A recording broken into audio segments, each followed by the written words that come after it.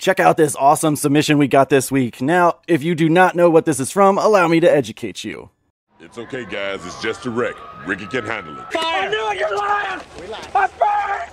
There is no fire! Oh my God! Help me! I don't want to die! Help me, Jewish God! Help me, Allah! Ah! Oh, help me, Oprah Winfrey! Boom, and he did a wonderful tattoo based off that scene, and he sent it in to us to get a review, so stick around.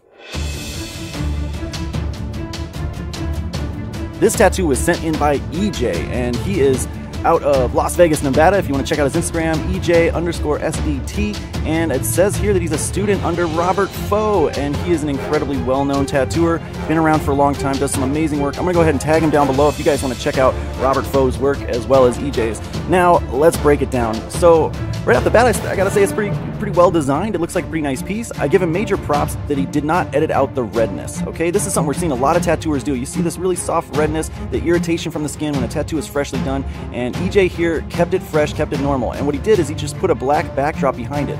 I personally think this is the way that tattoo artists should be presenting their work out there, because it's an honest way of doing it, but it's still the best way to represent your work, putting that dark background on it without editing the actual photo itself. So I'm going to give him props on that.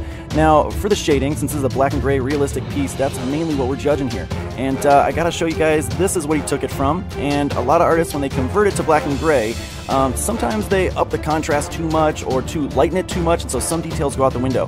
And I'm gonna put it side by side with his here so we can see how well he did. One of the first things I noticed when I zoom in here is that obviously you can see the 3D lip inside that helmet, all that padding, and then there's a dark shadow right next to it where the face overlays that padding. And you can see on his, he absolutely did that very well. You can see that 3D padding on both sides, and then you can see the shadow that gets created off the face there. So I give him props for not just blacking that out. I think a lot of artists might kind of take that route. But one thing I wish he would have blacked out is this upper visor right here. You really can't see much texture or anything in that visor, but in the tattoo, it looks like there is a lot of texture in that visor. You can see that there. And so, yeah, some of this black work that he did here looks a little wobbly, doesn't look quite as clean as it does in the photo. And so that's the only real thing that stands out to me that I think should have been changed, is this upper black portion right here. One thing I'll give him props on is how smooth this gradation looks right here off the helmet. Can you see that? He blended it really nice and smooth, and so it comes out really nice looking. And this negative space that he left here I think was a good choice. It's a white helmet, leave that as negative space, don't try to white it out or anything. One other thing I think I wish he would have done is with this up here, it says Wonder across the top of his helmet, and I know in that reference photo it doesn't say the whole thing, it gets cut off there, and I don't blame him for copying it exactly and not wanting to custom modify this thing, but I kind of wish that he would have, right? I kind of wish I could see that top of his helmet right there, and so that's something I as an artist might have chose to try to do to create that top portion of the helmet just to kind of complete the piece. But overall I think it looks great. One thing we got to judge is how well it healed though.